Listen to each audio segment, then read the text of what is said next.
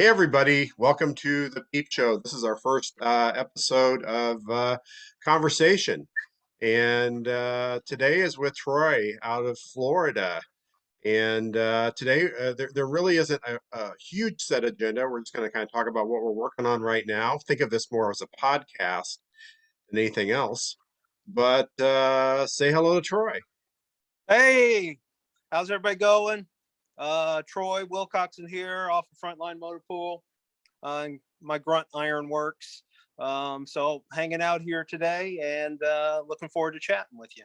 Okay, great. So why don't you tell us a little bit about you, Troy? Kind of how you got into this and kind of what Okay. you do and where you live and stuff like that. Well, I live, my name's obviously Troy Wilcoxon. I'm retired military. I did 20 years in the Air Force and was commissioned by the Navy, did another 8 years with the Navy. I was a trauma nurse. I now am a nurse practitioner. I work in a prison, which is a nice, safe environment, doing medicine for the prisoners. I live in Pensacola, Florida. Always been a history buff. Always been fascinated with World War II and medieval history. So when I retired, given the chance to restore a Jeep, I kind of jumped at it. Took a while to find a Jeep to restore. And then I realized that unless you have a lot of money to drop initially, if you want a Jeep, you got to restore it. You got to find, that's really and I don't know if that's the cost effective way to do it. But I see people, advertising a guy the other day looking for a running Jeep for less than $10,000. And that's just unrealistic. If you restore a Jeep, you're looking at putting a good $15,000-$20,000 in to get, by the time you're done. And then, if you're looking out there for a good already restored Jeep, you're still looking at about 20 grand to 40 grand, depending on the condition of it. So, Mm-hmm. that's why I got in. I decided that the cheapest, I like working with my hands and metal. I figured it'd be a good opportunity to learn. And so I bought a Jeep carcass and went from there. Awesome. If you guys aren't familiar with me, Tim Shear. I retired out of the Army Reserve as a lieutenant colonel. So hey, yesterday was Army Navy, but sounds like your heart's more Air Force than Navy, really. That's kind of what I Yeah. think. Yeah, I was an Air Force aviator. I was an enlisted aviator, C-130s, C-23s, all cargo plane stuff. Um, I wanted to go into medicine, so I got my degree while I was active duty. Mhm. Which was quite challenging. But when I was looking at retiring, that's when the Navy said, "Hey, don't retire. We'll commission you." And I'm glad I did. I did trauma. I was part of what they call the FMF, Fleet Marine Force. So basically worked with 3rd Marines and deployed with 3rd Marines in 2009 to Anbar Province and spent a year there between that and working with some of the Army up in Mosul. And so I claim both, but now I'm retired. Well, thank you for your service. As for me, how I got in the hobby, I really started off as a reenactor and collecting World War II stuff, and I would end up restoring things here and there, and eventually, it led me to a Jeep, and that's my 42 GPW, which is right over there.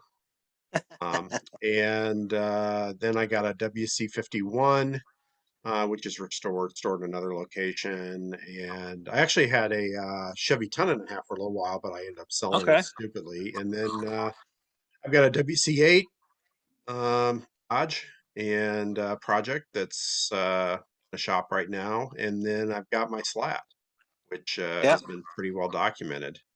So Kind of addictive, isn't it? well, this is the first time I've actually tried to do one myself. And I debated it Mhm. for a long time and actually took a welding. I'm taking a welding class right now. I've got one more to go. Okay. And Yeah. so I figured this might be the time. And I know I'm going to hit a lot of roadblocks, but that's okay. I mean, that's where the learning occurs. So Mm-hmm. Absolutely. anyway, what projects do you have going on right now? Well, right now my Jeep is 95% done. My motor, I'm waiting on to get my motor back. Bossman, Wiley, Dustin. Um, I dropped the motor off last year up there. There's a machine shop up near where he lives in North Carolina that the guy does racing motors. And so I took my original motor up there because it had been, it was 60 over on the cylinders, and I wanted him to re-sleeve it Hmm. back down to standard. And so he did that and put in hardened valve seats and did a bunch of work on it. But we ended up having a problem with the crank. It turned out that the cap, the rear cap for the crank, was not correct for that vehicle. And those motors are, they're all the caps and stuff are put on originally, and then they're line board. So those caps go with the motor specifically. But that turned out to be my error because I dug through my spares and I guess what? I found the cap. so so I got to send it up there. The machine shop's gonna take a look at it, and then we hope to have that motor done, and so I can drop it in. It's only going to take probably a weekend to finish it up. Hmm. Well, Everything you is might tell out of that. people exactly what that Jeep is, but I almost forgot to introduce the hot topic of the day. Mhm. So a hot topic of the day is something that, it's kind of like our own personal take on it. The hot topic for today is Coke bottle openers on Jeeps. We're gonna come to that at the very end. So, All okay, right. sorry about that. So what is your Jeep? Okay, so my Jeep, the one I'm working on right now, is a March 10 42 Willys MB. Okay, so it's just after slat grills, but it's really before full production. So it's kind of a little bit of a mixture of slat grill parts and production parts. And the one main difference is on the production Jeeps, on the top of the grill, you got a little groove cut out that the hood sets in. And mine actually has a slat grill hood and a flat top grill. So it's what they call a VEP, a very early period Jeep with a flat top grill. And then just after that, because of production, it was simpler.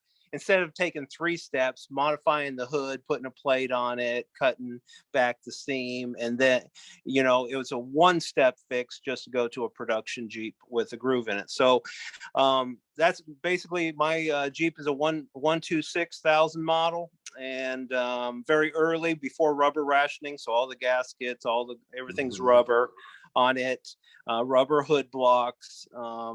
But it's got the tall windshield, the production Jeep windshield, and the Willys logo on the back. So that's the one I'm finishing right now, or it's really on hold till I get the motor. One of our other restorers on the page, his motor died, and I had an Americar motor in there, and I actually sold it to him for a cheap price so he'd have a running Jeep, because he's also a reenactor. So I'm kind of without a motor, running motor. I have plenty of spare motors, but I'm without a running motor. And then but what I'm working on right now is my command car. I have 2 command cars. I have a WC6 half-ton Dodge, and I also have a WC23 half-ton Dodge. The WC6 is the early contract, the Mhm. T207, and so it has the It's the same as civilian my gauges and WC8 stuff. would be very similar. Yep.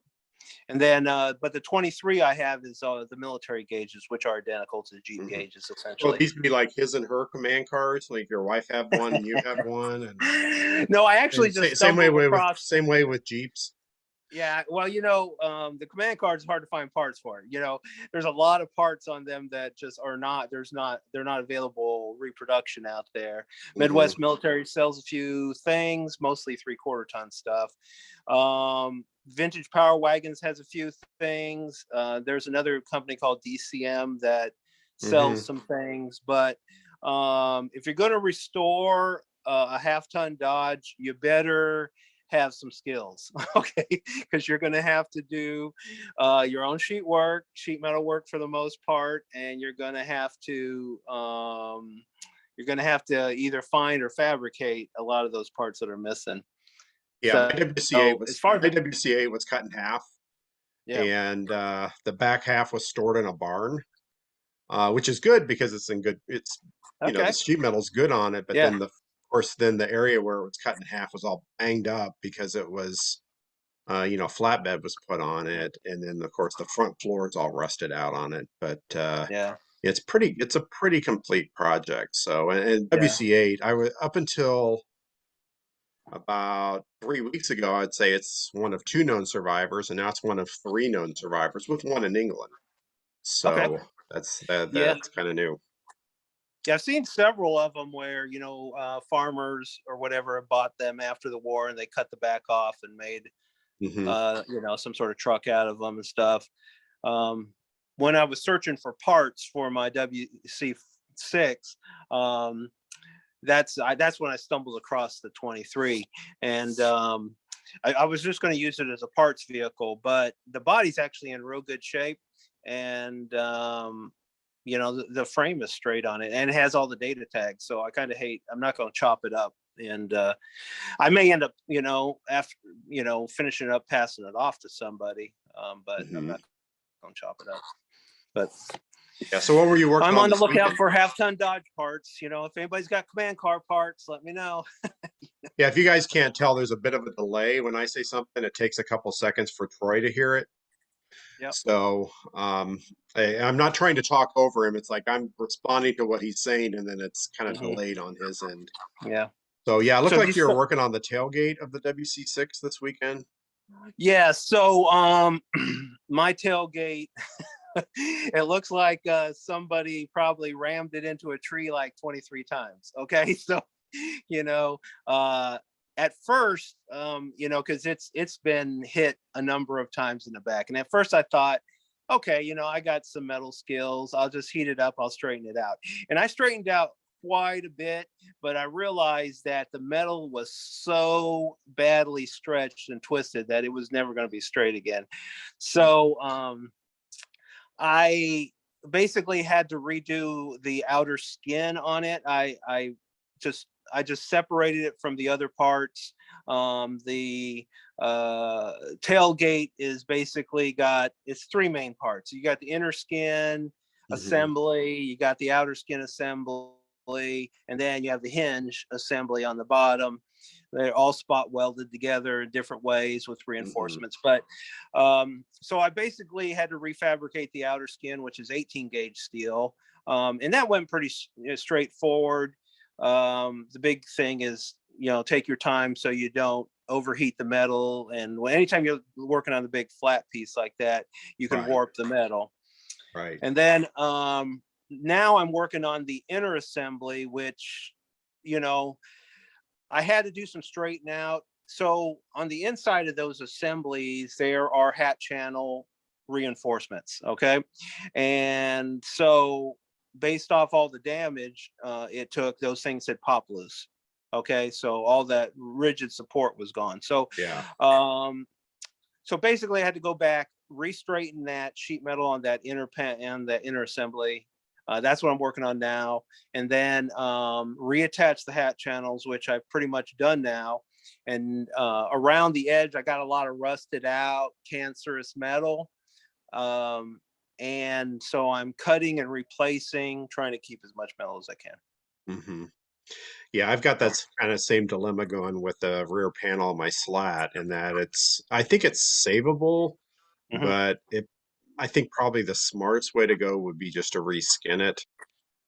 It's in better Yeah. shape than I expected it to be, but I don't know. The guy who's going to do the work on the tub, if you haven't seen the other video on this, there's a gentleman here where I live who ran a body shop for many years, and he retired. And Okay. he's done a couple Jeeps himself, Okay. and so he's got time, and he's definitely got the skills. And his son still runs his shop, so he's got access to Okay.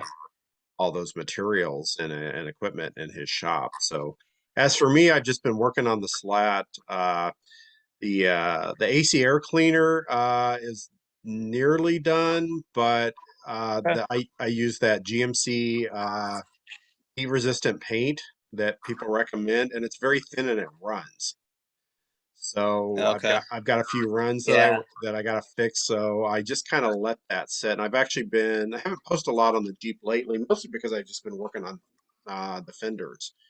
And so I Yeah. removed a hat channel from the driver's side and used it to patch the one on the passenger side. Then I've got an all new one to go on the driver's side. Although there's a couple of spots on there. Let me kind of let me show you this and see what you think about it. It's hold on. Yeah. It's just right I've behind. enjoyed looking at I've enjoyed watching the photos and stuff of your slat, and you got a lot of original parts on there which are going to be handy when I do my slat, but yeah. Okay, Yeah, that's a so it's good at the corner, and then it's just kind of yeah. shot down, and that's where the hat channel was. A little bit of this is me cutting Yeah. it out. There was actually a horn that was attached here on the inside, Yeah. and that's why it rotted out. Yeah, So, so they put wood in behind those to strengthen them, and that wood would soak up the water, and that's why they rust there so bad. mhm. Um, I had the same thing on mine. I did just cut it out and weld in some new sheet metal.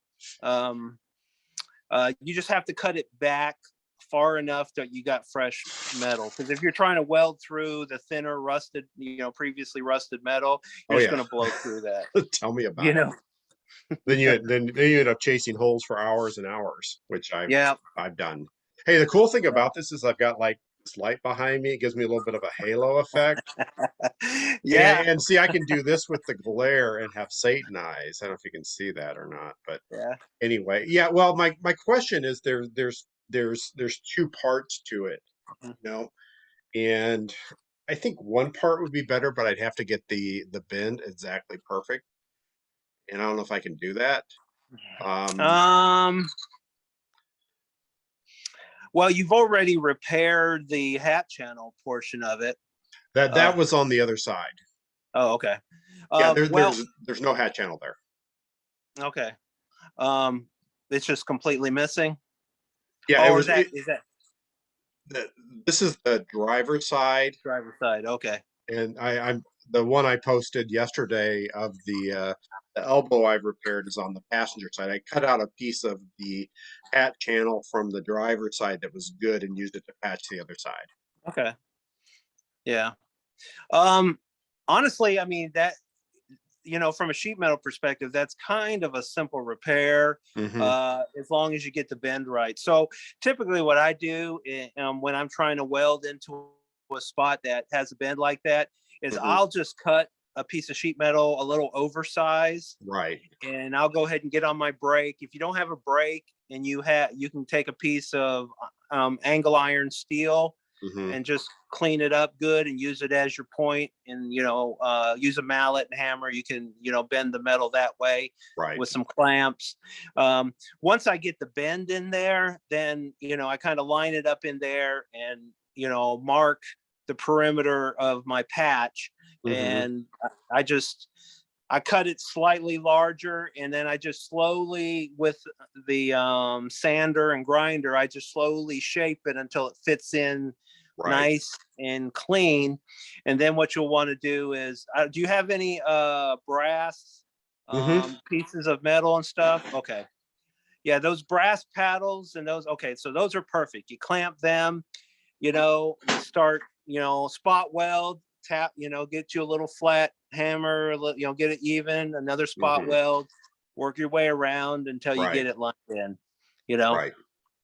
Something Well, else I do a lot of times with the I'm sorry, I don't know if that you're kicked me back. out for a second. Someone You're was back. trying to call me. But a lot of times for a piece of metal that I want to be pretty, I'll do my spot welds on the inside. Hmm. Okay. And I'll go through there, and that gives you enough metal that you can come at later and take your time on the outside and Hmm. lay the metal around it without blowing through it. And when you sand it, it'll be nice and pretty, Yeah, you know. one of the struggles I have is it seems like is just blow through, and I'm getting better at it. What kind of a welder are you running? I just run a really cheap Lincoln welder. It looks to me, I've been looking at your welds. It looks like your heat is too high. Mhm. That you're running too many volts. I would just keep dialing it down as low as you can until you just barely hear a crackling. When you're welding. Mhm. And the thing is, when that sheet metal, the first one you weld is going to take a second, but as you start chaining those welds, it's going to Right. be chop, chop, chop. It's going to be really fast. Right. Any more than that is just too much heat, Well, you my know? welder's all the way down, so it's as low as it goes. Okay. So I Well, might what you can do, I, I'm thinking about maybe going to a smaller wire size.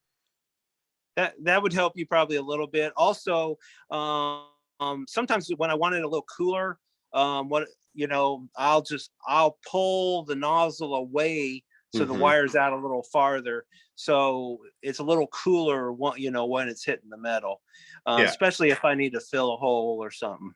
So is your welder a MIG with gas or It's a MIG. I don't use gas because I'm lazy, but it's a MIG welder.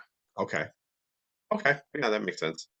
Yeah. So mine, My weld probably would be prettier if I used argon, but you know, right. um, it's just I don't have a lot of room in my shop, and I don't want to be dragging around a big old argon bottle and stuff. Right. I'm You kind of the know, same way, and that's why I went with this. I actually played, well, mine's a flux core, and I played with it a little bit, yeah, one at welding class, and it was okay.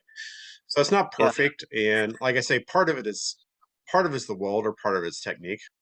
And I filled a hole last night. It actually went pretty well. So I'm figuring it out. Just takes time. yeah.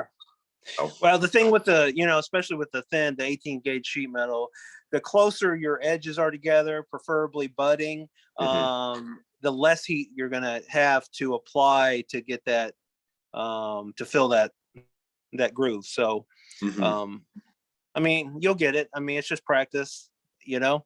Start on Well, the parts that don't have to be pretty. yeah. Well, that's why I started on these fenders is because, of course, I decided to learn how to do this on original 1941 flat girl Mhm. fenders. But um, I figured if these turn out horrible, I'll just buy replacement fenders. Yeah. So Well, do you have a piece of plate steel, something, maybe a 1/4 inch steel laying around there? It doesn't have to be a big piece, just something you can clamp behind the metal as a heat mhm. sink. Yeah, well, and Um, that's why I've got the brass also. And yeah, I bought one of those small brass things with a magnet on it that yeah. you can put it on there. And actually, I used that to fill some holes, and that actually went pretty Yeah. well. Like it took me Okay. 5 hours to fill my first 5 holes, which is horrible. But Yeah. I But just stuck with it, and then I got this piece of that's brass, right. and I did three in an hour, Hmm. which is still Yeah, the brass. slow, but No, but I mean, that's a huge improvement. yeah. you know it took me I mean, when I started it was maybe worse than that, so but the brass is a big help, and a lot of times I'll take the brass and I'll put a chunk of steel behind it as well that Hmm. even pull more heat off. Right. The thing is, I mean, I get impatient. You want to get a part done, and so you start chaining those welds, Right. and you're like, oh, I can just do 5 more, and then you start warping the metal and stuff. So pretty much, I chain about 4 welds, and then I go and work on another spot, Hmm. because Like go any on the more other than side of that the it's panel. just, yeah, any more than that it's just, it's just too much heat, and then it's warping, and that just opens up a lot of other problems, when Hmm. you start trying to fit things. And I haven't had a big problem with warpage. It's more blow through than Yeah. anything else. So, okay. Yeah. So the question of the day, not the hot topic of the day, the question of the day. This is a little bit cerebral. Find it here.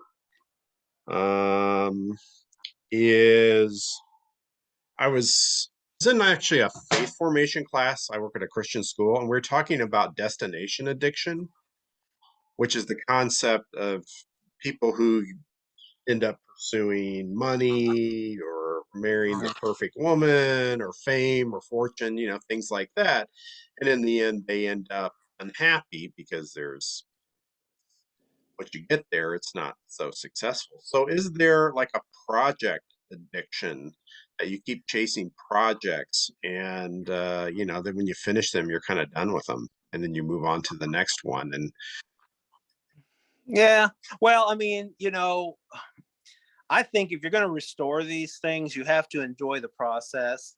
I enjoy fixing the metal and fabricating and learning about the new vehicles and this and that, and doing my research, and that's a great part of it. When they're done, yeah, you maybe they're not as fun afterwards, but I still like to drive them. I live 20 miles from the beach, so I can drive up and down the beach, up on the beach. I can drive to Cracker Barrel. So my wife hmm and I are going to dress up and we're going to hit Cracker Barrel for breakfast. hmm And then I've joined the ADT jump team, the hmm World War II jump team, and they have a fleet of vehicles that I've joined their motor pool to help them keep them running. Um, but probably the restoration part is the most fun to me, but I certainly like to drive them, and I like to see them out on the road. I mean, none of my vehicles are going to be hangar queens, so hmm I mean, I'm going to drive them, and so I don't plan on doing any factory restorations. Mine are motor pool restorations because, I mean, there's some dents in these old vehicles that you're just not going to get out of them, and stuff, and if you're looking for a factory restoration, you better have a great original Jeep to restore, or you're going to be using a lot of reproduction panels or, right. or replacing a ton of sheet metal. hmm And to me, that's a shame because, the history of the Jeep is tied up in, some of that damage on the Jeep, so hmm um, I repair what I can, but minor stuff that really, it doesn't make a difference. I'm like, I'm gonna leave that on there. You Yeah, know? the Slat has got a couple GPW parts I've uncovered, and I'm Mhm. going to keep them.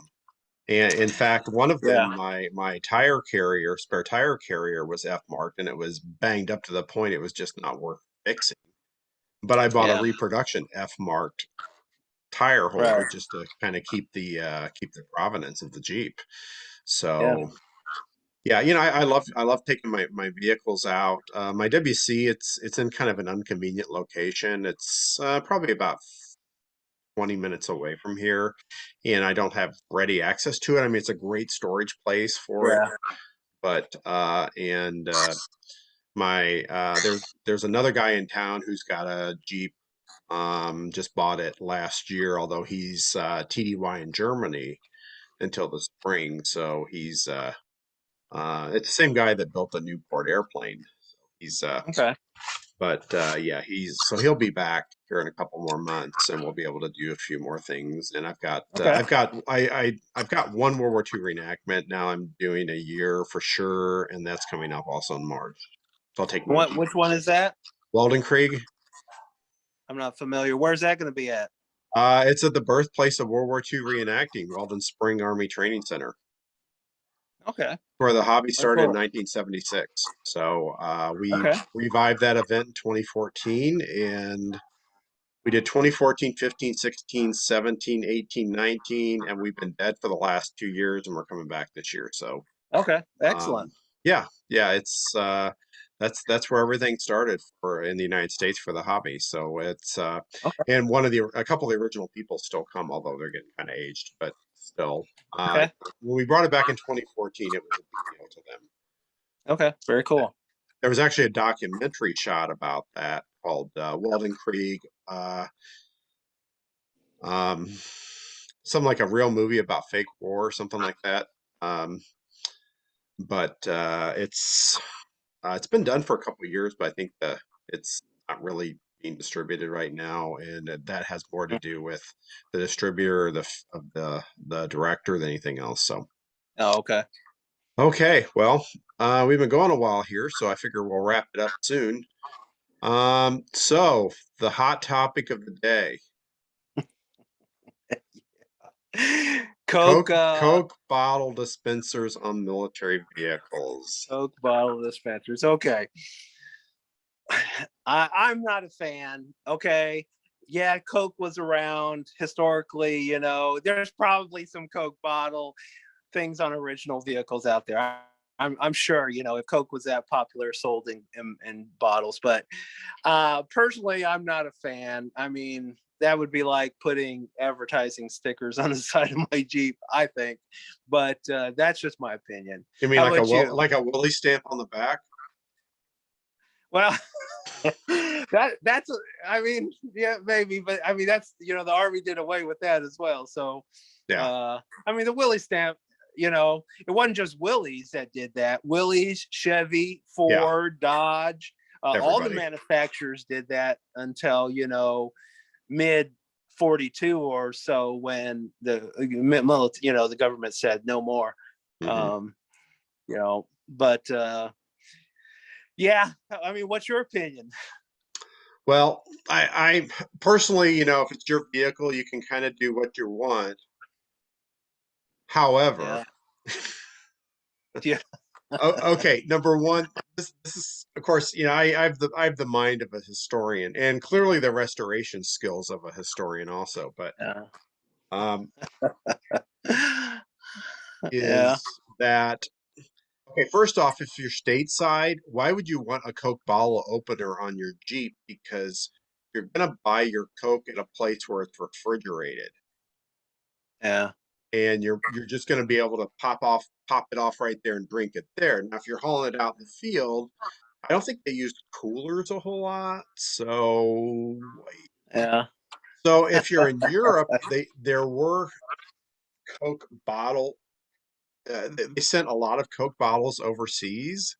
Hmm. Um, However, I think I looked at the number of people that were mobilized during World War II and the number of Coke bottles shipped overseas, and I think it averages to like 55 bottles of Coke per person. Huh. Well, that's So, actually substantial. yeah, but if you figure people were overseas for several years, that's maybe what, two per month? Yeah. So the question is, when they were overseas, did they have access to Coke bottle openers? Right, right. And if You it's know. on an ETO mark Jeep, that doesn't make a lot of sense Yeah. to me. Or were they just popping them off on the hood of their Jeep, or Yeah. the fender or something, or the yeah.